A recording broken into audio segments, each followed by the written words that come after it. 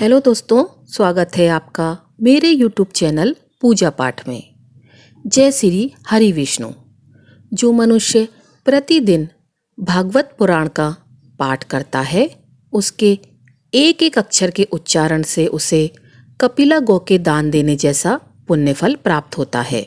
भगवान श्री वेदव्यास द्वारा रचित श्रीमद् भागवत महापुराण के दिव्य ज्ञान के माध्यम से हमने पिछली प्रस्तुति में आपको नारद जी की भक्ति से भेंट की कृपा सुनाई थी।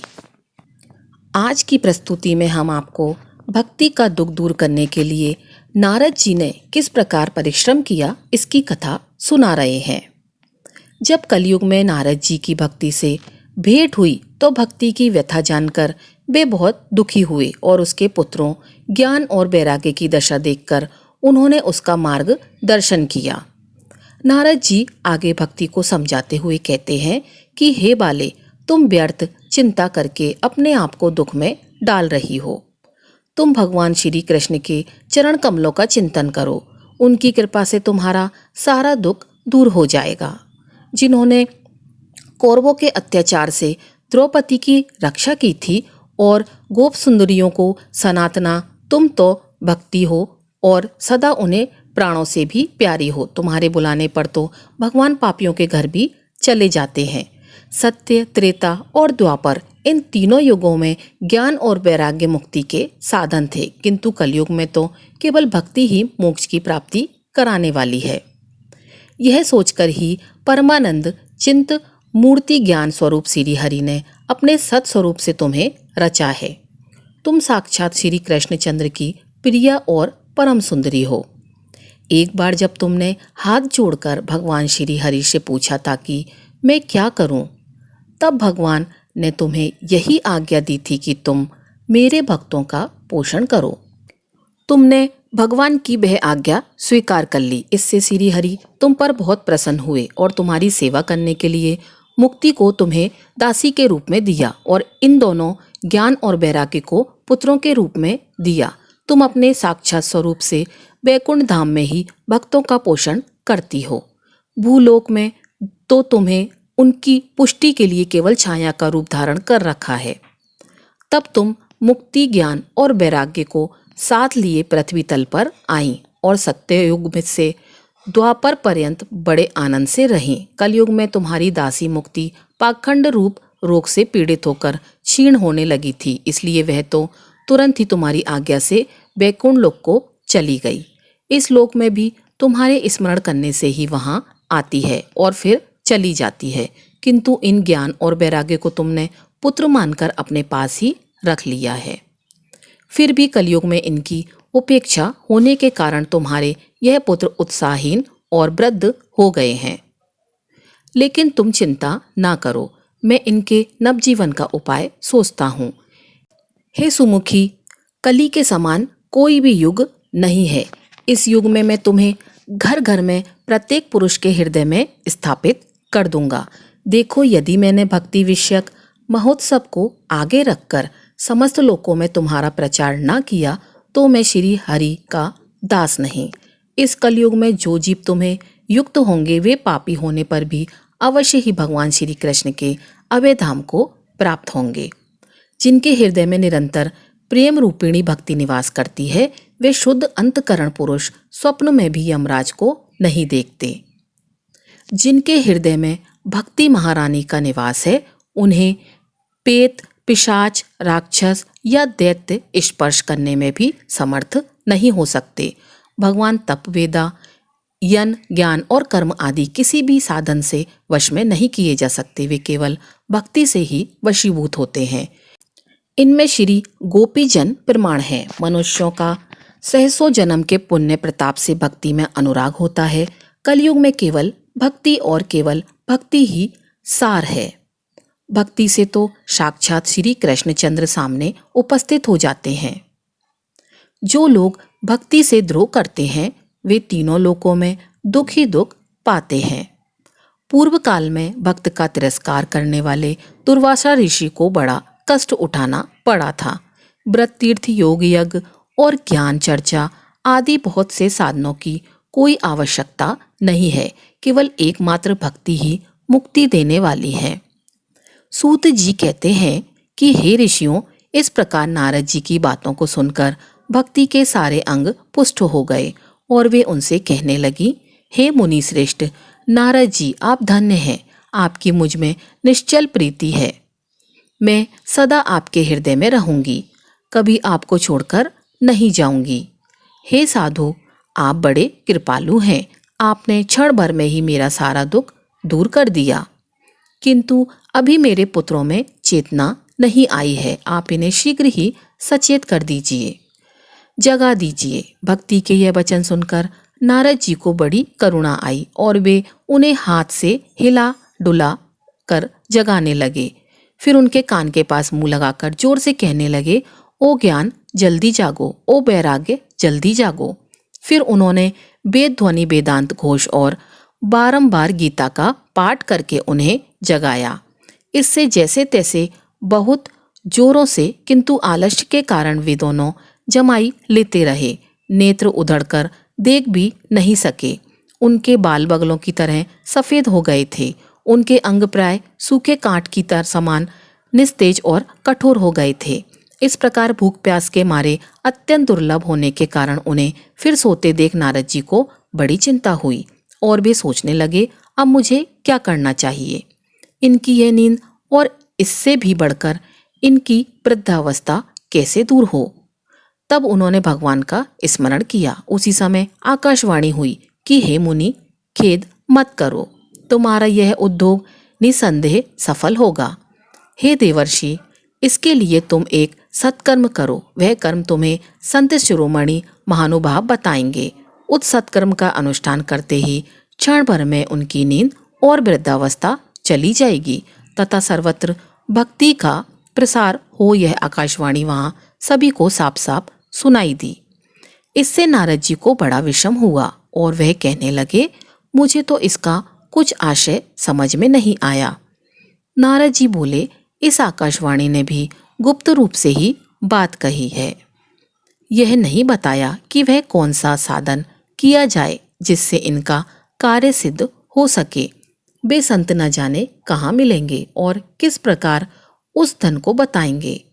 अब आकाशवाणी ने जो कुछ कहा है उसके अनुसार मुझे क्या करना चाहिए।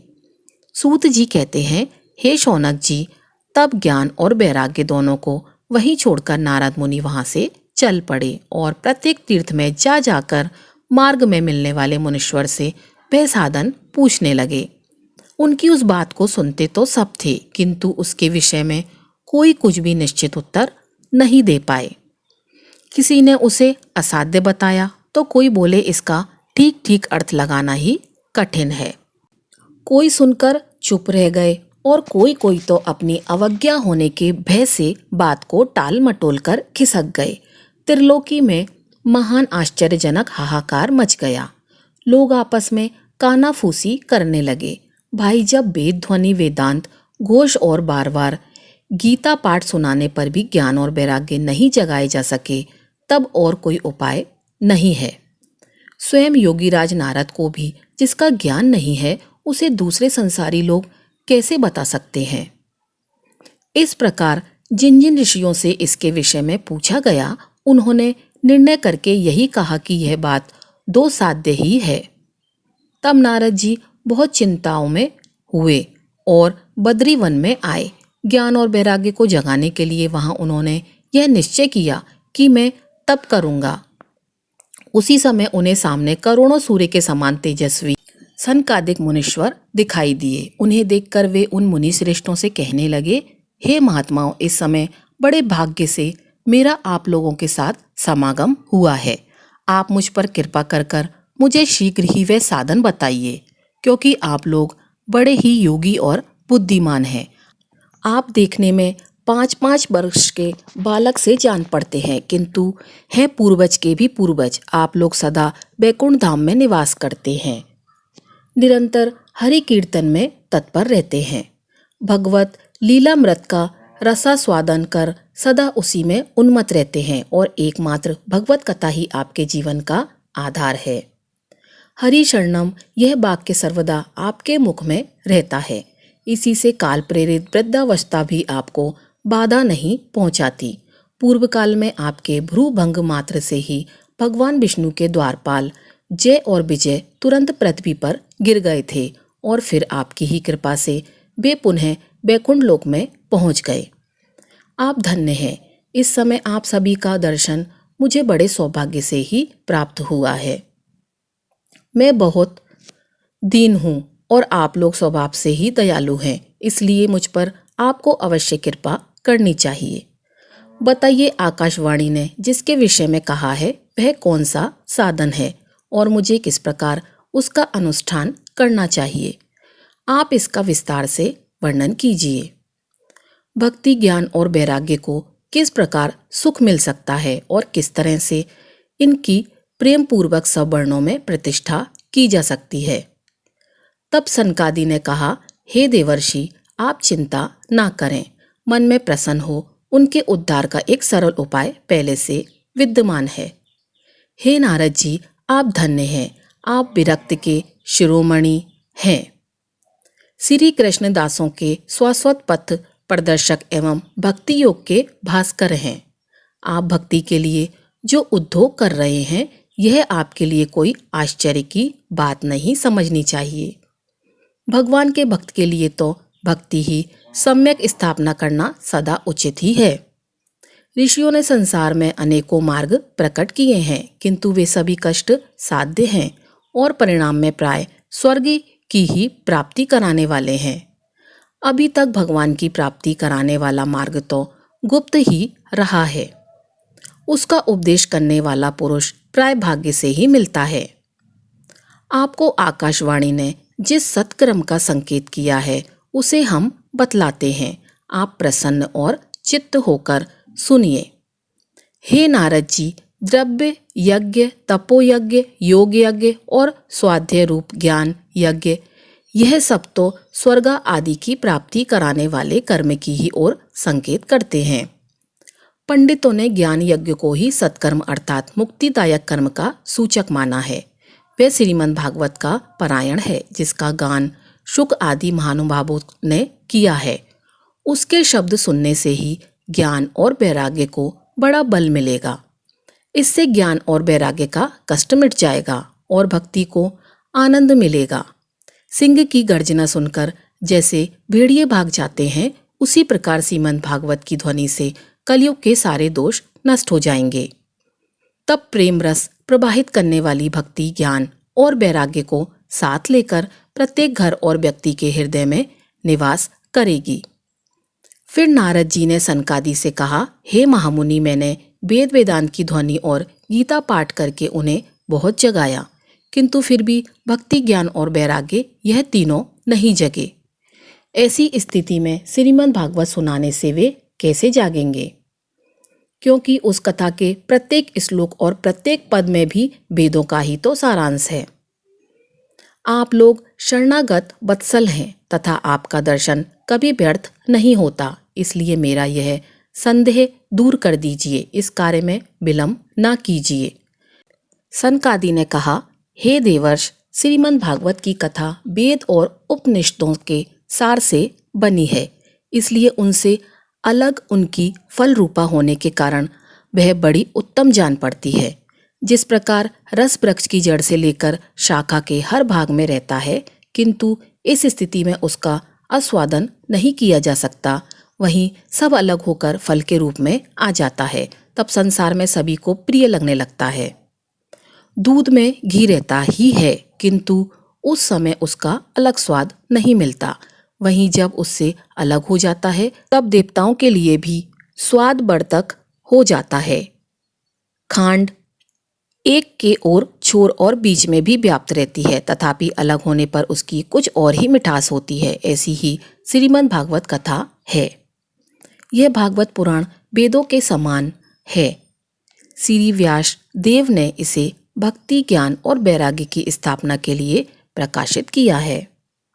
पूर्व काल में जिस समय वेद वेदांत के पारमी और गीता की भी रचना करने वाले भगवान वसुदेव खिन्न होकर अज्ञान समुद्र में गोते खा रहे थे, उस समय आपने ही उन्हें 4 श्लोकों में इसका उपदेश दिया था। उसे सुनते ही उनकी सारी चिंता दूर हो गई थी। फिर इसमें आपको आश्चर्य क्यों हो रहा है जो आप हमसे प्रश्न कर रहे हैं? आपको उन्हें शोक और दुख का विनाश करने वाला श्रीमद् भागवत पुराण ही सुनाना चाहिए। इस प्रकार तब नारद जी ने सनकादि ऋषियों से कहा कि हे महानुभावों, आपका दर्शन जीव के संपूर्ण पापों को तत्काल नष्ट कर देता है और जो संसारी इस दुख रूप भगवान से तपे हुए हैं उन पर शीघ्र ही शांति की वर्षा करता है। आप निरंतर शेष जी के सहस्त्र मुखों से गाए हुए भागवत कथामृत का ही पान करते रहते हैं। मैं प्रेम लक्षणा भक्ति का प्रकाश करने के उद्देश्य से आपकी शरण लेता हूँ। जब अनेकों जन्मों से संचित पुण्य पुंज का उदय होने से मनुष्य को सत्संग मिलता है, तब वह उसके अज्ञान जनित मोह और मद रूपी अंधकार का नाश कर देता है, जिससे उसके विवेक का उदय होता है। तो यह थी भक्ति का दुख दूर करने के लिए नारद जी के परिश्रम की अद्भुत कथा। हम आशा करते हैं कि आपको यह कथा अच्छी लगी होगी। अगर अच्छी लगी हो तो वीडियो को लाइक करें और हमारे चैनल को सब्सक्राइब करें। आपका दिन शुभ हो।